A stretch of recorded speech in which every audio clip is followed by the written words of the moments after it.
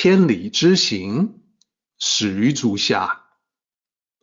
A journey of 1,000 miles begins beneath the feet.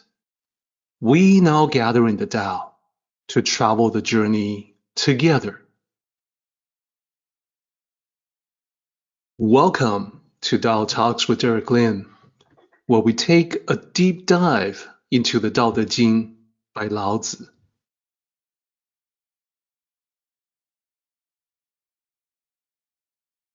I would like to extend a warm welcome to you.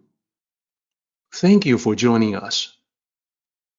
I would like to invite you to center your thoughts and direct your attention to this moment in time, to the here and now, to be fully present and mindfully aware as we all ready ourselves for the sacred process in the Tao with one another.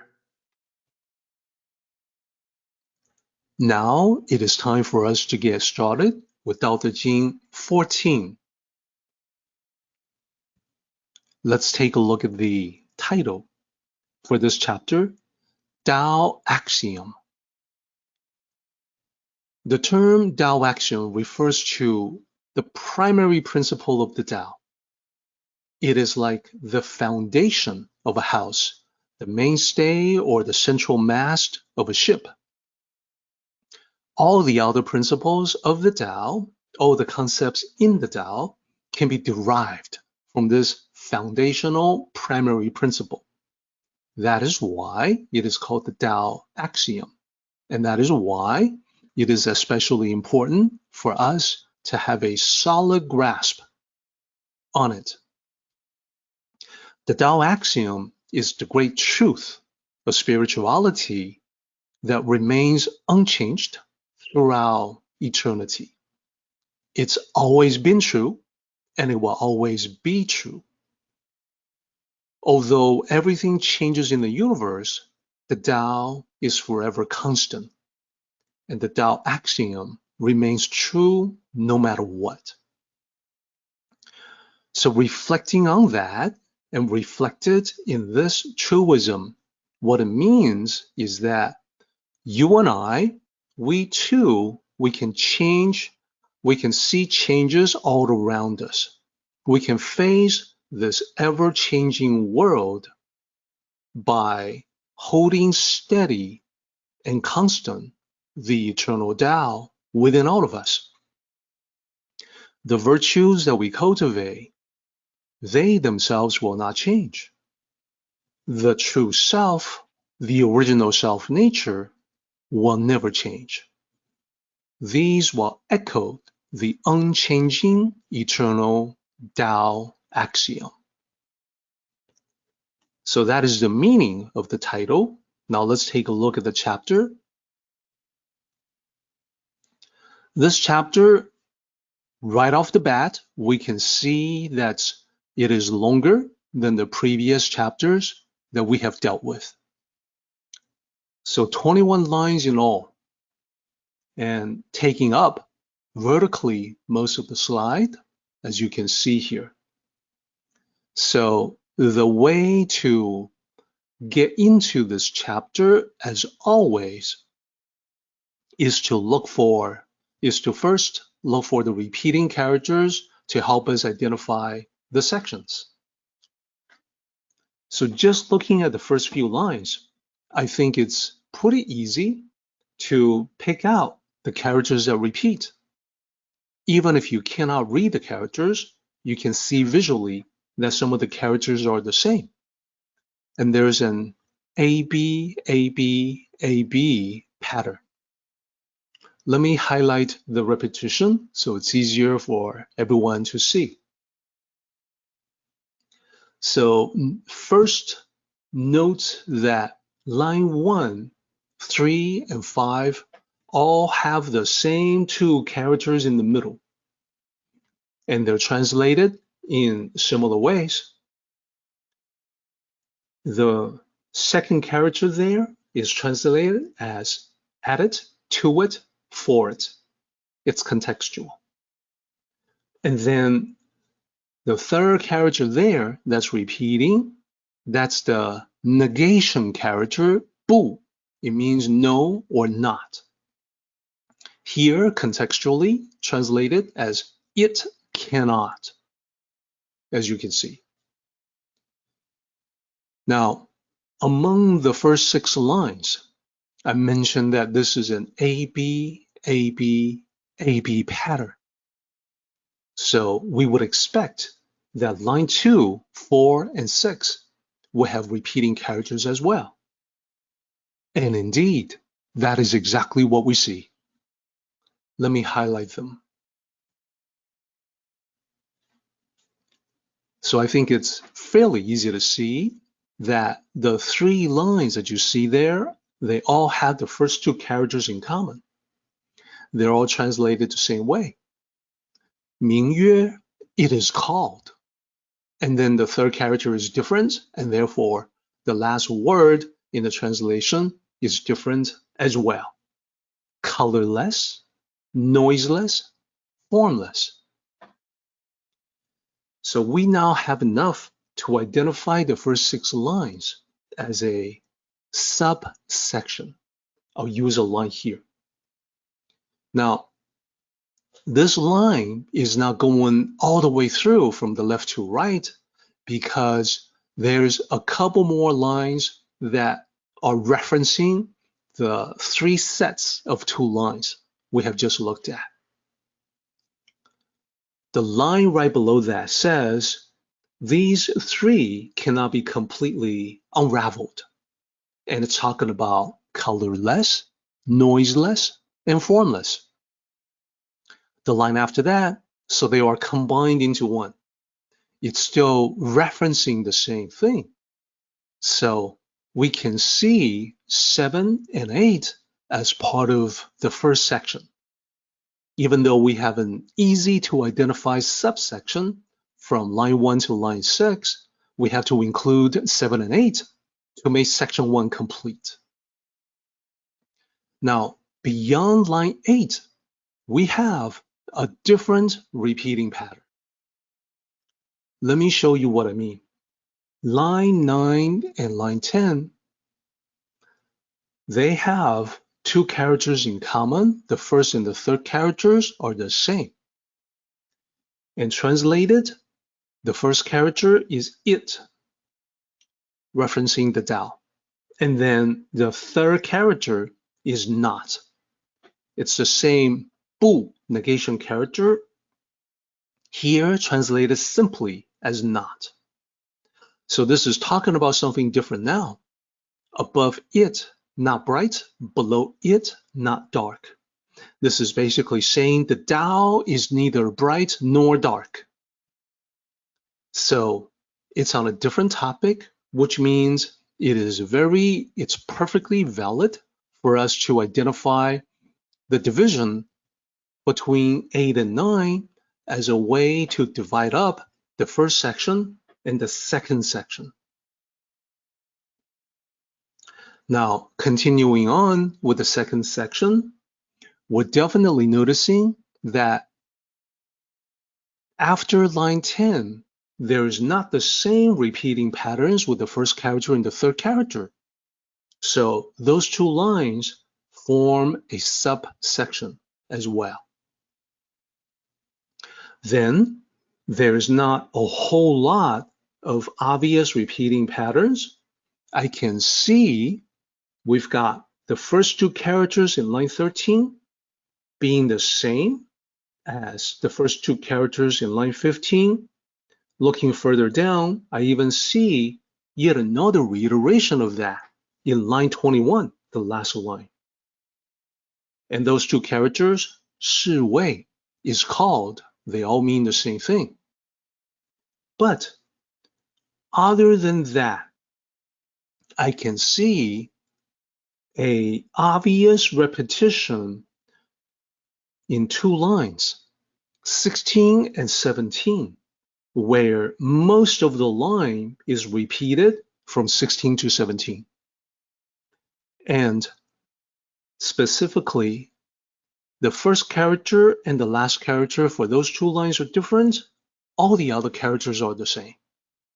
Can everybody see that? Let me highlight the repetition. 16 and 17, you can see 4 characters repeating, exactly the same, and first and last characters are different. So translated in the same way, its cannot be seen. So this is basically talking about the Tao as well. We started out talking about how the Tao is not bright or dark. Now, with these 2 lines, we're saying about the front and back. The front cannot be seen, the back cannot be seen. So we see that these are all descriptions about the Tao, characteristics of the Tao. Therefore, everything from line 9 down to line 17 will form section 2, the section of describing the Tao. And as I mentioned before, we had the repetitions in it is called, and that's right here. You can see the first 2 characters in 13, repeated in 15, and down below in 21.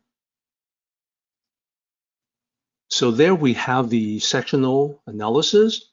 It's basically 3 sections, and then we have the subsections in the first and second sections at the end and the beginning, respectively. So now that we have this view of the chapter as a whole and how it's divided up, we're now ready to dive into the lines one by one. Starting with the first 2 lines. Line 1 says, look at it. It cannot be seen. Reference to the Tao being unseen. The Tao is not visible. Let's break down the first 4 characters. First character there is to look, to see, to watch. Second character is it, meaning the Tao. And then the third character is no or not, negation. And then the last character is to see. So this is basically when we say things in a very similar way in English. We may hear somebody say, well, look at it. Can't you see it? To look at something and to see it are different things. To look is to turn your gaze in a particular direction to take it in. To see is to notice, is to have something that you look at register with your mind. Do you see it? Can you tell where it's at? So here, what we're saying is that if you look at the Tao cannot be seen. It means the Tao is an abstraction. It is not an object, not something that you or anyone else can see. Then we go to line 2. Line 2 says it is called colorless. And again, we break it down, the 3 characters. The first character is name, but it's name as a verb, like it is named. It is called something. Just like when somebody says, my name is John, that person can also say, I'm called John.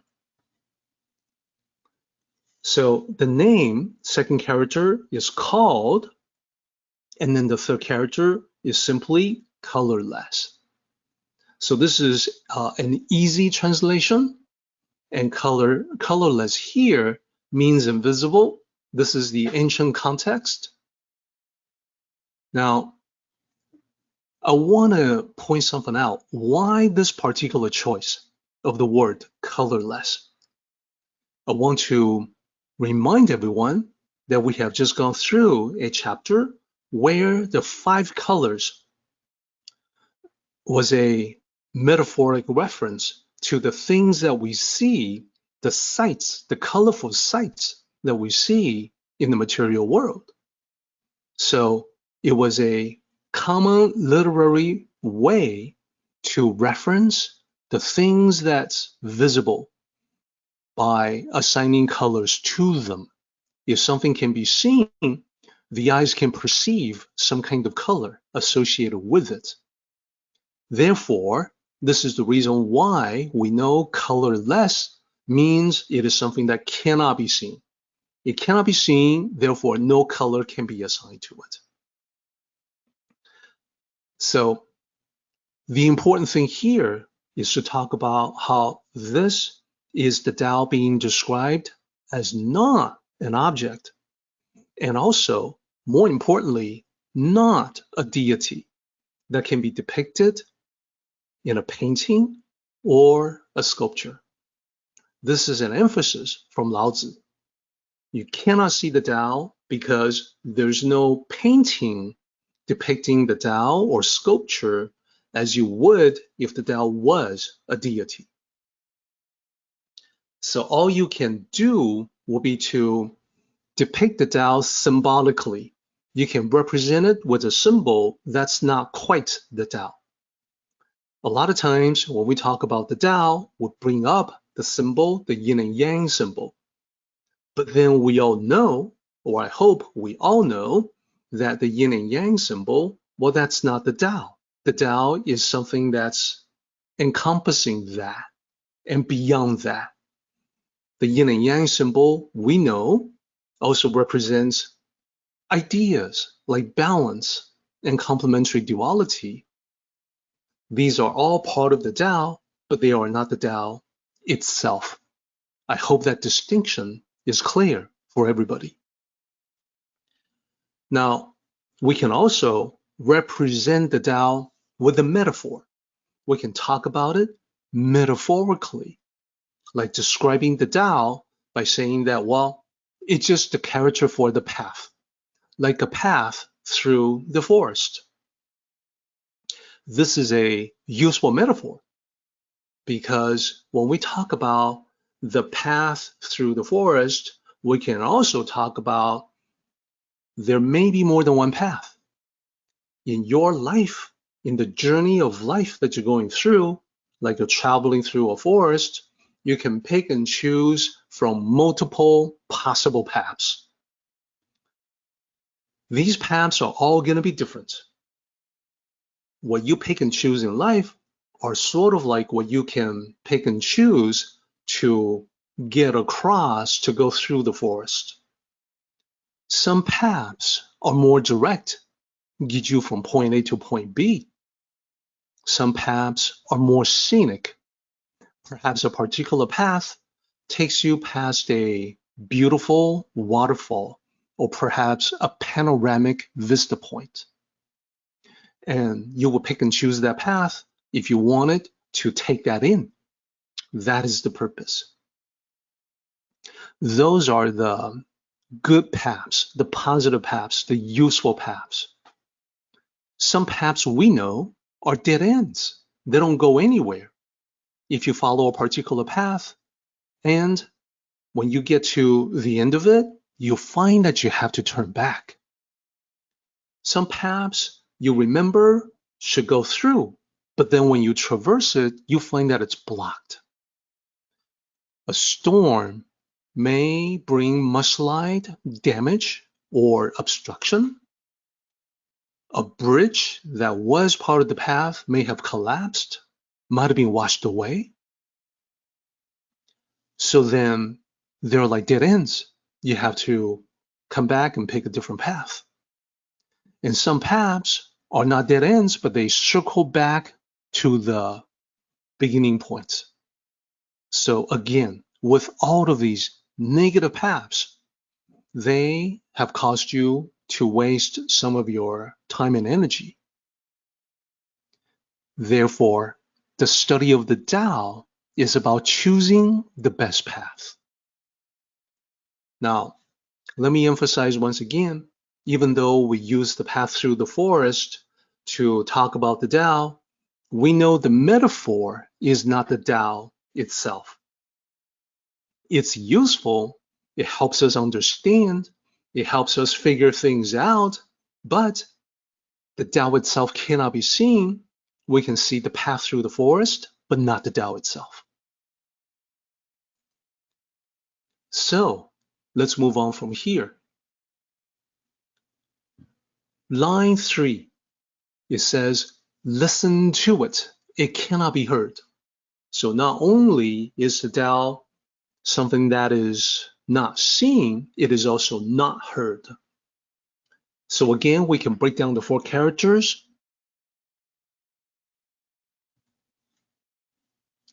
So the 4 characters, we've got the first character being listen. Second character is it. The third character, same as before, it's negation, it's no or not. Here it is no. The last character is here. Now, I want to emphasize again that the distinction here is similar to the difference between look and see. Just like you can say, look, can you see it? You know that look and see are different. To look in the general direction and to see something in that general direction, that's different.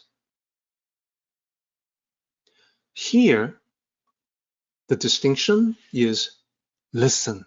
Can you hear it? Same kind of distinction. Just because you are listening to something, it does not mean that you can hear a specific thing. Same kind of distinction. So the Tao can be experienced. The Tao is something that you can feel in you. It can manifest as a feeling, but it cannot be heard. The Tao says nothing.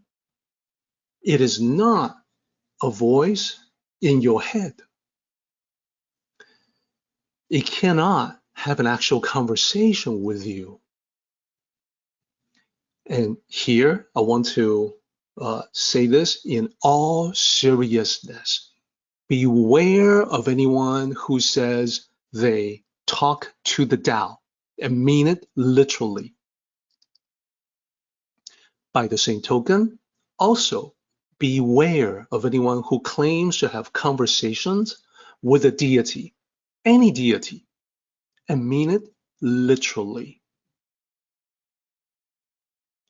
So it is possible for us, for anyone, for you to have a conversation with yourself. In your mind, for instance, you can consider different sides of a discussion or the ramifications of a particular action, and you can present all of that to yourself as an internal dialogue. What if I do this? Well, that will likely result in this outcome. Or I talk to myself, is this a good idea? What are the advantages or disadvantages? Well, let's see. The advantages are this and this. The disadvantages are so and so. I can have that internal conversation with myself. So moving on to line 4. Line 4 says it is called noiseless, meaning the Tao. To be noiseless in this context, that's just complete silence. This is easy to understand. It's similar to the second line. The Tao is not a deity that answers prayers. In fact, it is not a deity at all. So when we talk about that internal conversation with yourself, Tao sages tend to be very direct and practical. So they would point out that a particular conversation that was claimed to be a conversation with a deity may simply be a dressed up version of the exact same conversation with oneself. Why? Because all the thoughts come from one's own mind. Why not just stick with reality? Give yourself the credit for the good ideas you come up with for yourself. At the same time, Tao sages also acknowledge that because we're all connected to each other and everything else, it is definitely possible for us to tap into the Tao, tap into something that's greater than us, outside of us, the universal source of creation and intelligence. But even in that scenario, it doesn't take the form of a conversation except what we imagine. Typically, when the Tao, quote unquote, talks to you, it manifests as the creative flow that keeps going, seems to come from nowhere. It manifests as the ideas that pop into your head, seemingly from out of nowhere, or a thought, a conviction, something you know with certainty. It's not somebody telling you what and how and why. It's more like a feeling. So, because of that, when we look at prayers in general, from the Tao perspective, we know that people will converse with deities in praying, asking for protection. The concept in the Tao is that one is protected by the Tao simply by following the Tao.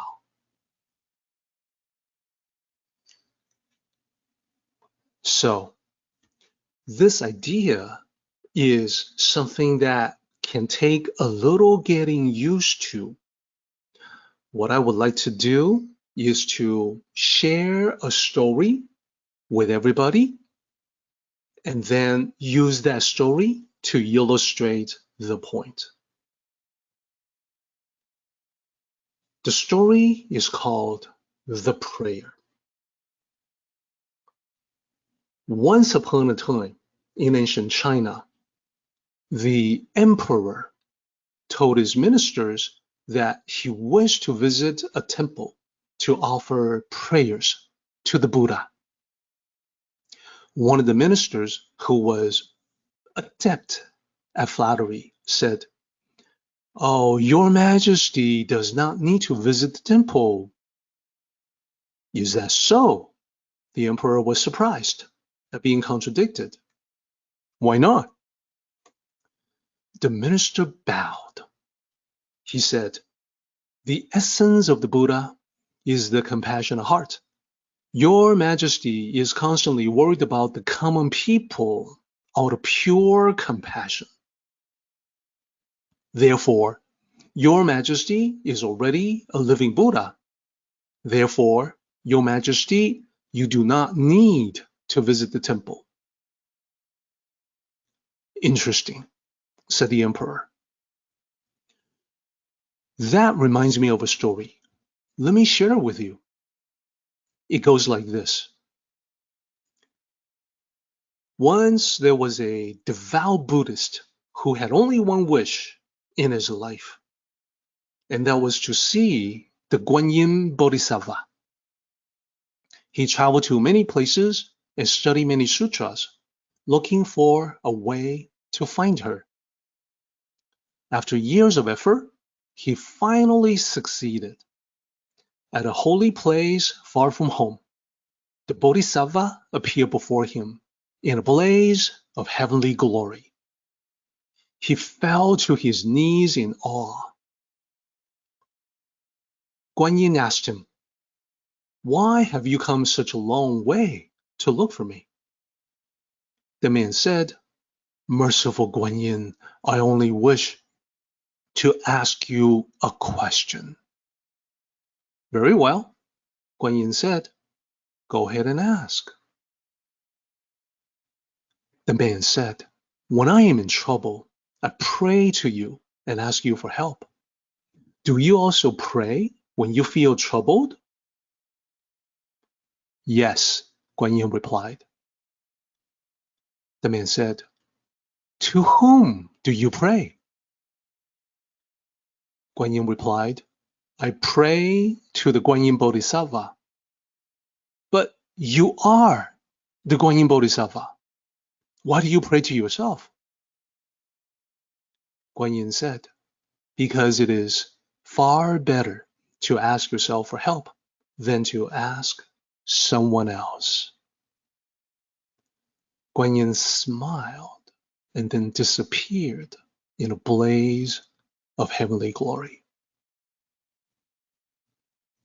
The emperor said to his ministers, "What I have learned from the story I just told you is that the Buddha lives in the heart. When we go to the temple to pray, we are in fact praying to ourselves and asking ourselves for help. That is why I shall override your objection and proceed to the temple today." The end. So this story is about prayer.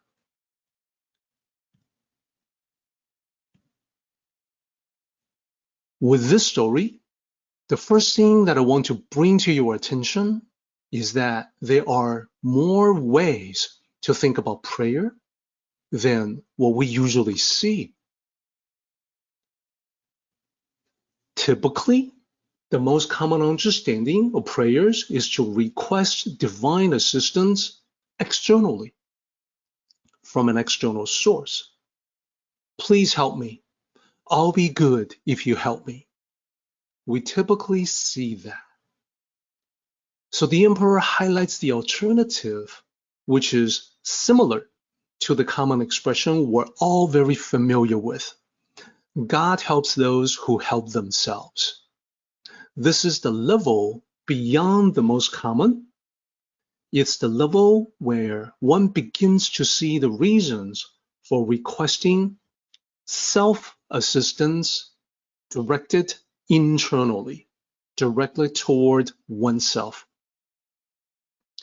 In that mode of thinking, the prayer becomes a way for oneself to focus on the problem and think about the things you can do to work toward solution.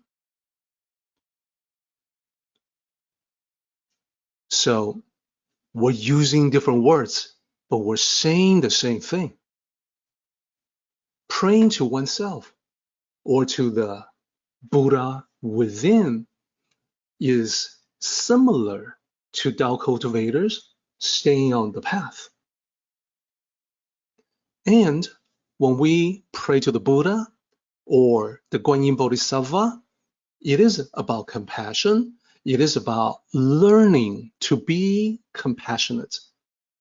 Therefore, praying to the Buddha is learning from the Buddha to become more like the Buddha as a self-reminder. Again, I cannot emphasize this enough. There's more than the typical way of thinking about prayers. And when we talk about staying on the path, this is the similar approach for Tao cultivators by making use of that metaphor, walking the path through the forest. It's about being self-sufficient, which can become important because we all know there's going to be times when help is not necessarily available. We've all heard about or experienced firsthand the times when there's no cell signal while hiking in the woods. We're all familiar with that.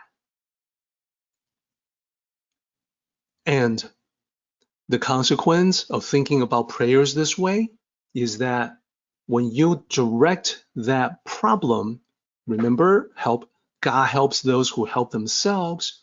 When you direct that request internally, then assistance is assured. And when you travel on the path and stay on the path, the protection is a natural trait of the path itself. For the emperor, the main point is that prayers to a deity may, for whatever reason, go unanswered. But the same prayer directed to oneself will definitely not go unnoticed. Doing something about it is entirely up to you. For the Tao cultivator, the main point is that staying on the path is a measure of protection from the dangers of the forest. To stay on the path, the decision to do that is entirely up to you. So the emphasis is on you. This story comes from the book, The Tao of Success, The 5 Ancient Rings of Destiny. And I think it's a good way to help us understand the words of Lao Tzu speaking about the Tao. Listen to it, it cannot be heard.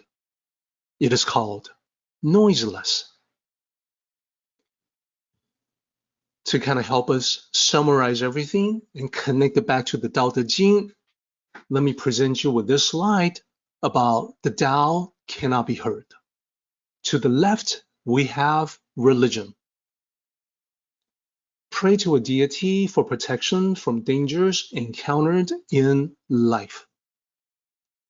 Now, the Tao concept is different because the Tao cannot be heard. It is silent. If you talk to it, it doesn't talk back to you. So this will be a departure from religious practices or prayers or conversations. So the path. The path itself protects travelers from the dangers of the wilderness. As I mentioned in the previous slide, that is the primary purpose of clearing a path through the forest in the first place. The path is meant to be the safer, faster, and easier way than you working your way through an unexplored forest. Secondly, on the religion side, prayers can be transactional, the promise of good behavior for divine assistance. And we all know this. We know how prayers can take on that transactional tone. You're asking for something. You offer something in exchange, like good behavior. And you assume the deity agrees to the deal in a rather one-sided way. On the Tao side, it isn't that. There's no need to promise anything. You just want to make sure that you don't wander off the path and unwittingly put yourself in danger. Now, we do have different levels in the study of the Tao. In the basic levels, people still pray to deities for protection. And the reason is simple. It is what people know and feel comfortable with. Prayers focus the mind, and there's nothing wrong with that. It's part of human nature. And in the basic levels of Tao study, people do definitely stray from the path because of curiosity. It is also part of human nature. So that is the basic level. In the advanced higher levels of understanding, you gain more clarity about existence. You begin to understand that following the Tao provides protection to you naturally. You don't have to do anything special. You just have to follow the path, just like you're putting one step before the other in the woods. In other words, you're naturally protected just by staying on the path and following the path. So from that perspective, it isn't that prayers are bad. It's just that they are more for your own good. They are not absolutely necessary. So Let's go ahead and make those points. For religion, when you are in the mode of prayers, you then wait for, typically people wait for some kind of sign. Will the deity come to your aid or not? You hope for some sort of divine intervention to arrive as soon as possible. In the Tao context, it's different because there's no need to wait or hope for anything. You just continue down the road.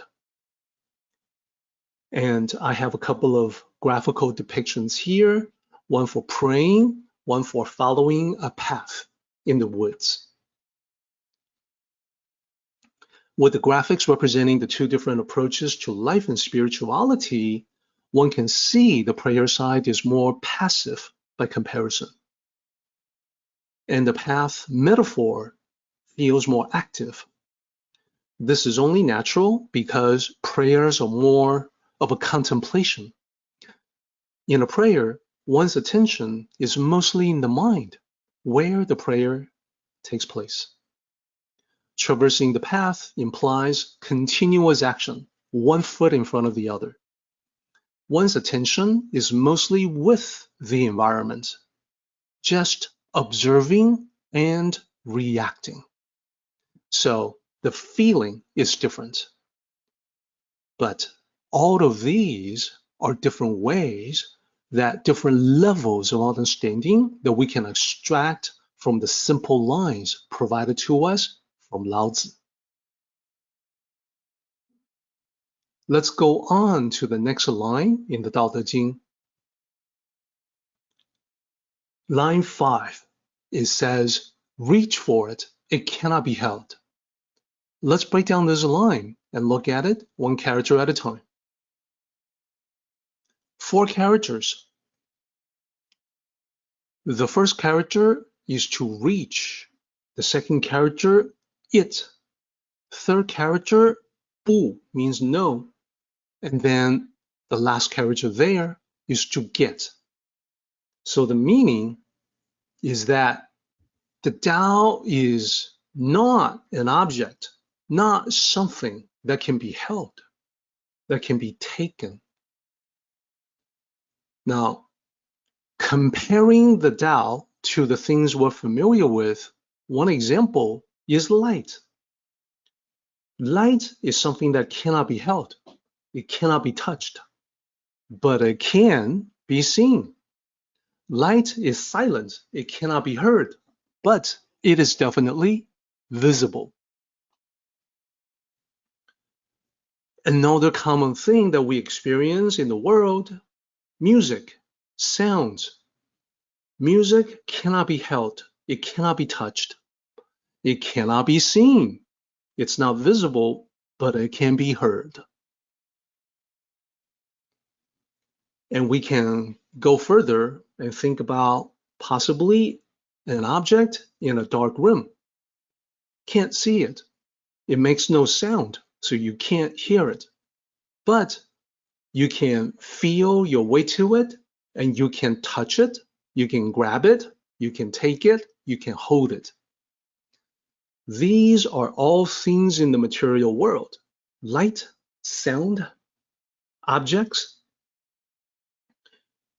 And what Lao Tzu is trying to say is that the Tao is not similar to any of those. That's why the Tao cannot be seen, cannot be heard, cannot be touched. Next line. It says it is called formless. So this is about the formless Tao. The character there that I'll single out is the last one, Wei.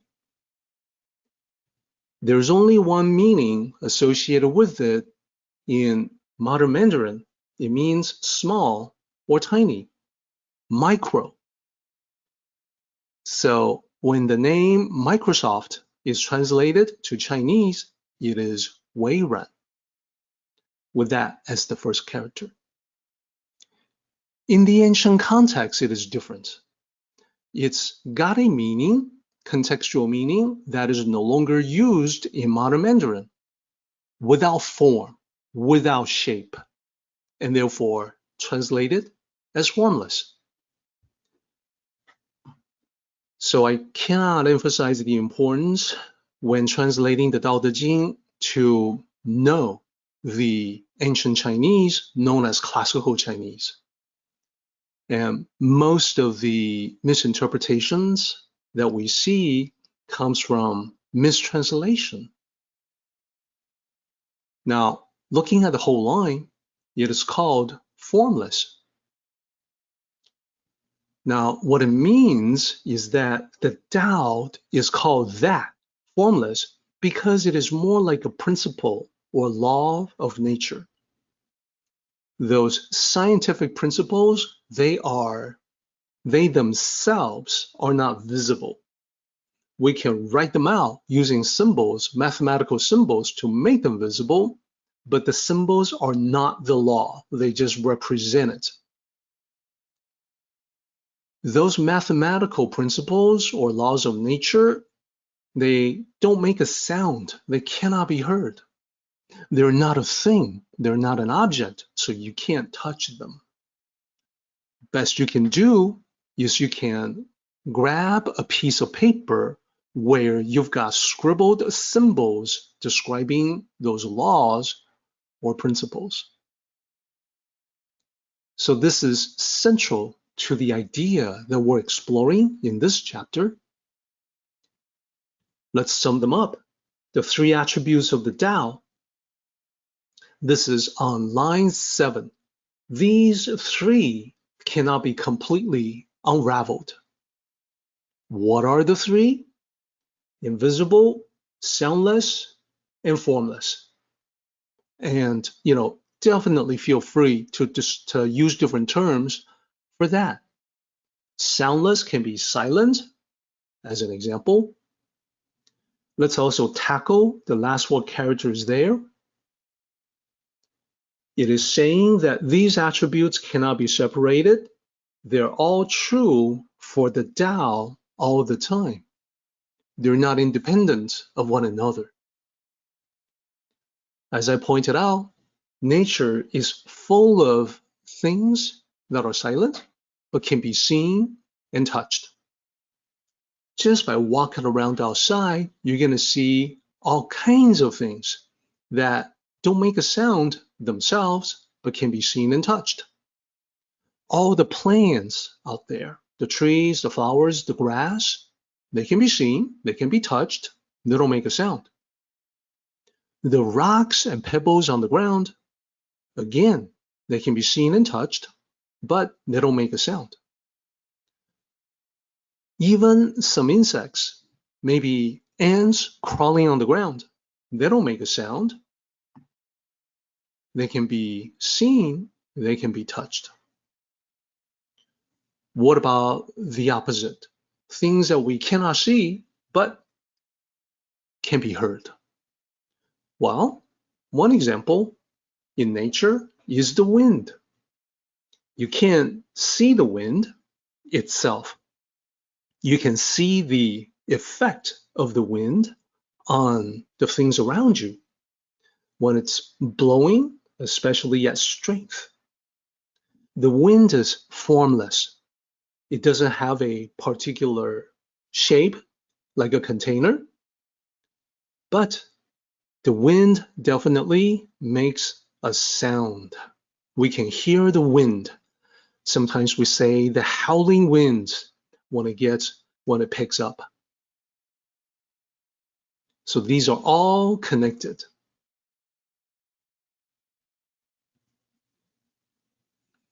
And as one last note, there are plenty of things that can be seen and heard and touched, all three, like most animals. You can see them, you can touch them, and they make sounds. Let's go to line 8. Line 8 says, so they are combined into one. Breaking down those characters, we've got 5 characters here. The easiest character of all is the last character, which is the character for one. The first character there is so. Second character is to mix. And then the third character is and. It's a connective word. And then become. So we're saying the three are mixed up or integrated or combined to become one. So the meaning is the three attributes are integrated into the oneness of the Tao.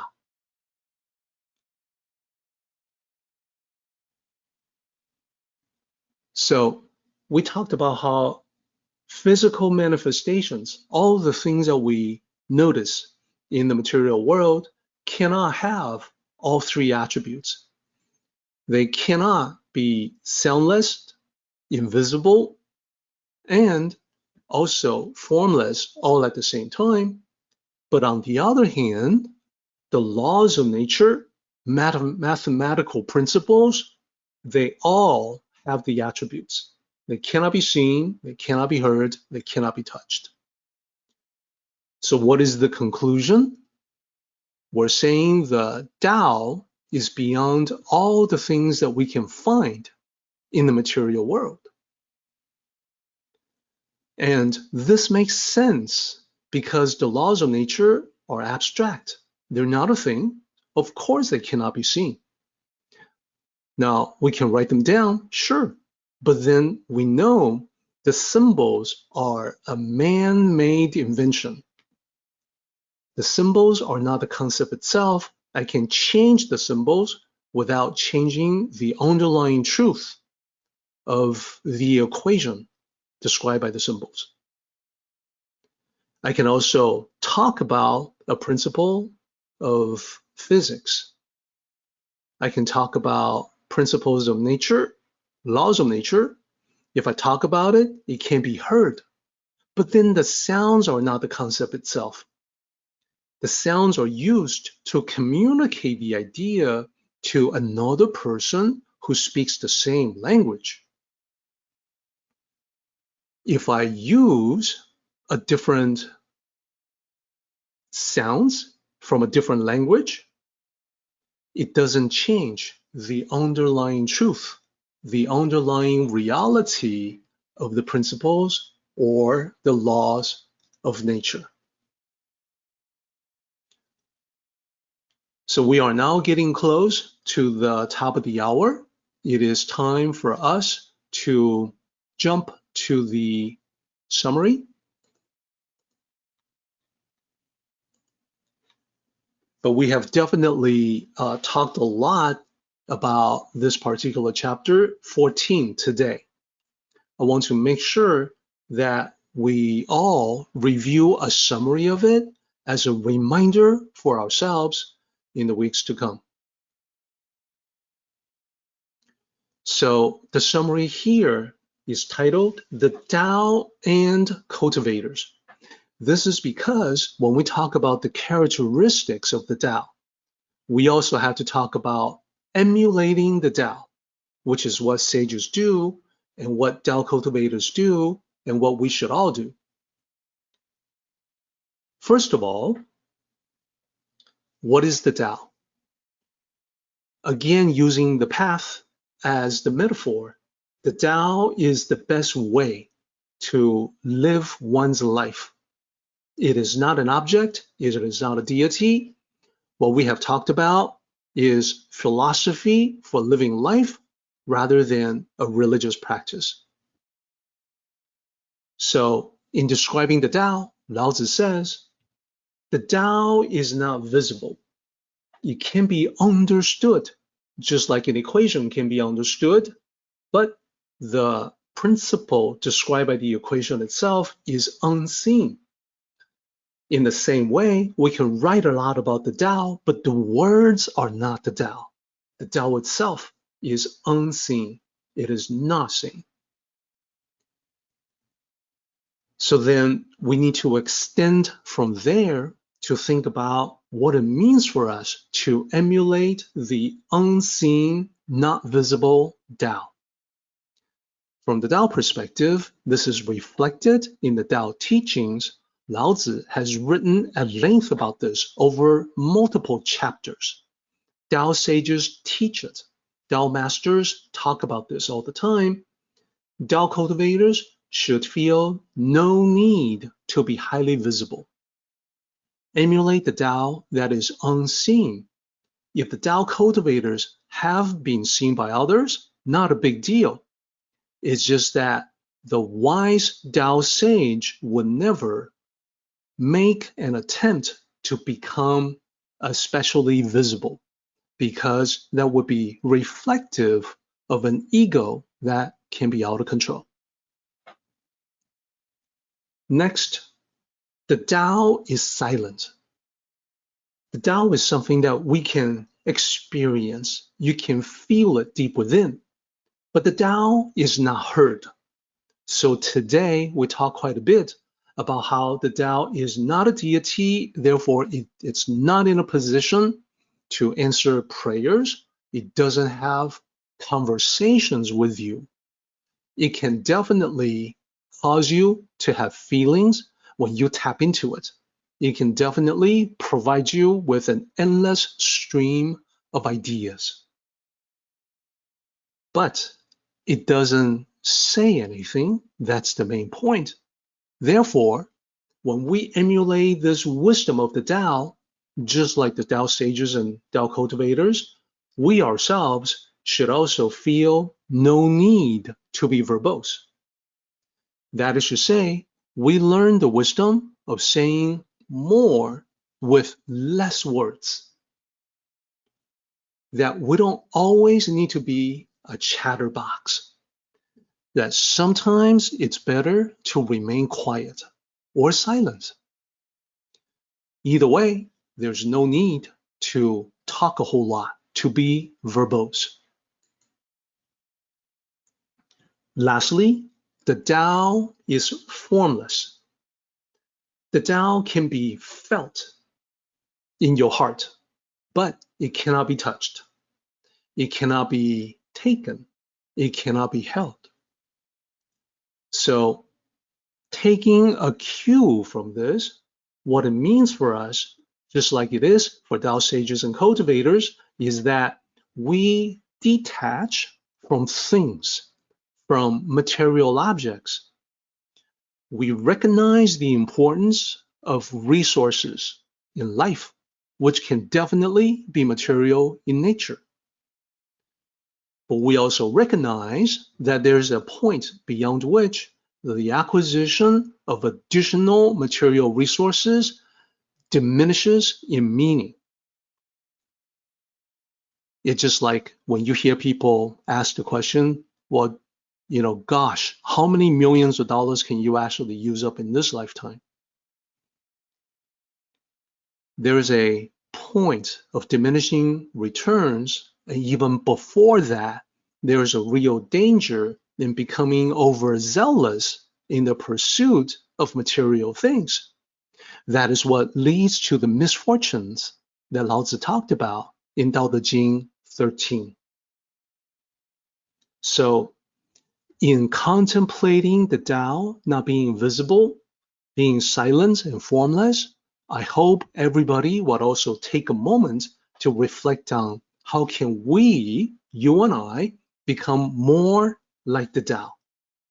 Can we refrain from showing off, flaunting, showcasing the self? Can we refrain from talking too much? And can we refrain from becoming too desirous of material things? Those are the summaries for today.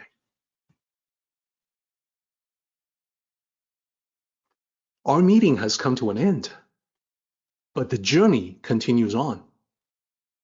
Until next time, may the Tao fill you with peace and happiness.